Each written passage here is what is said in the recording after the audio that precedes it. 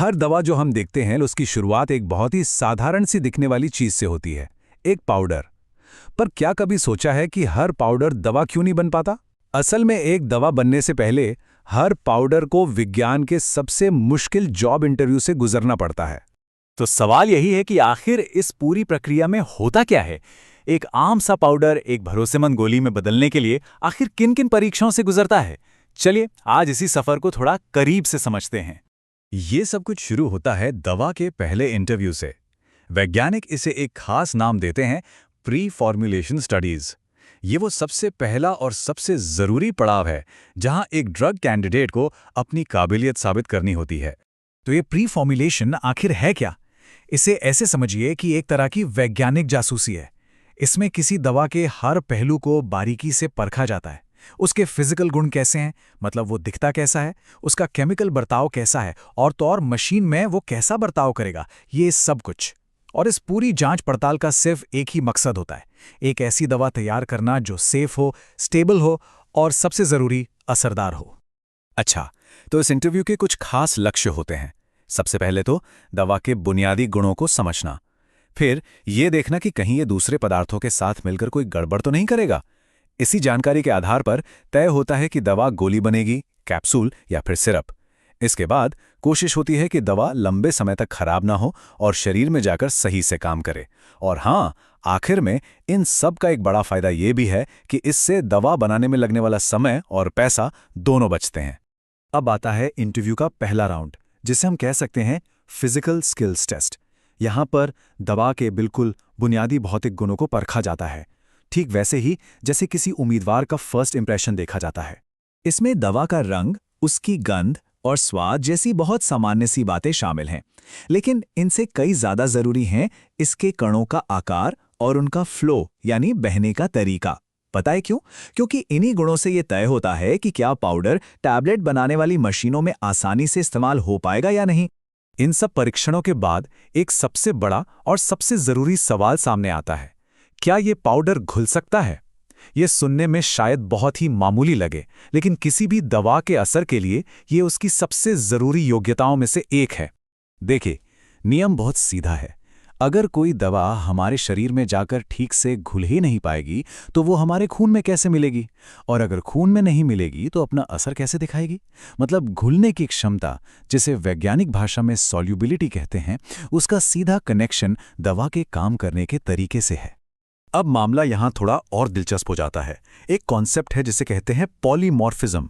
इसे ऐसे समझिए जैसे पानी, बर्फ और भाप तीनों रूपों में होता है, लेकिन है तो H2O ही। ठीक उसी तरह एक ही दवा अलग अलग क्रिस्टल रूपों में रह सकती है, और मजे की बात यह है कि हर रूप का स्वभाव या कह लीजिए पर्सनैलिटी अलग होती है। हो सकता है एक रूप बहुत स्टेबल हो पर आसानी से ना घुले, वहीं दूसरा रूप शायद कम स्टेबल हो पर पानी में जाते ही घुल जाए। इसका एक क्लासिक उदाहरण है एंटीबायोटिक क्लोरामफेनिकॉल। इसके अलग अलग क्रिस्टल फॉर्म्स की बायो अवेलेबिलिटी, मतलब शरीर में दवा का कितना हिस्सा असल में काम कर पाता है, वो अलग अलग होती है। इससे ये पता चलता है कि दवा के लिए सही क्रिस्टल फॉर्म चुनना कितना ज्यादा जरूरी है। चलिए, फिजिकल टेस्ट तो पास हो गया। अब उम्मीदवार को गुजरना होता है केमिकल स्ट्रेस टेस्ट से। यहाँ पर यह देखा जाता है कि दवा मुश्किल हालात में यानी दबाव में कितनी मजबूत और भरोसेमंद रहती है। इस टेस्ट में दवा को कई मुश्किल परिस्थितियों का सामना करना पड़ता है। उसे तेज गर्मी, रोशनी, नमी और हवा के संपर्क में लाया जाता है। वैज्ञानिक बहुत ध्यान से देखते हैं कि कहीं इन वजहों से दवा खराब तो नहीं हो रही या उसका केमिकल स्ट्रक्चर तो नहीं बदल रहा। इसका एक बहुत ही आम उदाहरण हम सबने देखा है, एस्पिरिन। एस्पिरिन अगर नमी के संपर्क में आ जाए तो वो हाइड्रोलिसिस नाम की एक प्रक्रिया से गुजरती है और धीरे धीरे खराब हो जाती है।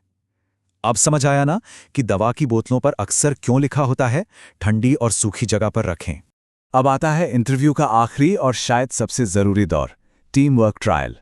यहाँ ये परखा जाता है कि हमारे जो मुख्य दवा है, जिसे एपीआई कहते हैं, वो गोली बनाने में इस्तेमाल होने वाले दूसरे सहायक पदार्थों यानी एक्सिपिएंट्स के साथ मिलकर काम कर सकती है या नहीं।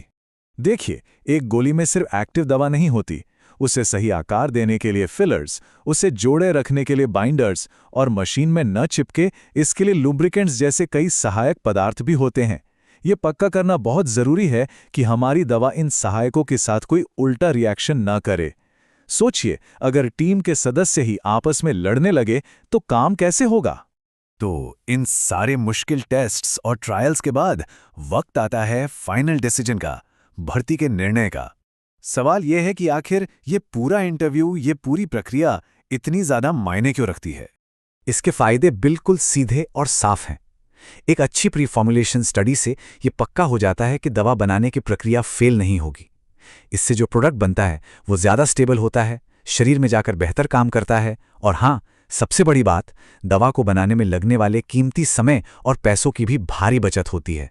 लेकिन इन सब फायदों से भी बढ़कर जो सबसे महत्वपूर्ण बात है वो ये कि इस पूरी प्रक्रिया से ये सुनिश्चित होता है कि हम तक जो दवा पहुंच रही है वो हर पैमाने पर खरी है, वो स्टेबल है, सेफ है, और सबसे जरूरी वो असरदार है।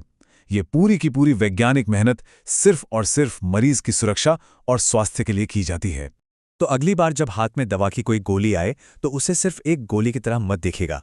वो एक विजेता है, एक ऐसा पाउडर जिसने विज्ञान के सबसे मुश्किल जॉब इंटरव्यू को पास किया है, सिर्फ इसलिए ताकि वो हमारी और आपकी मदद कर सके।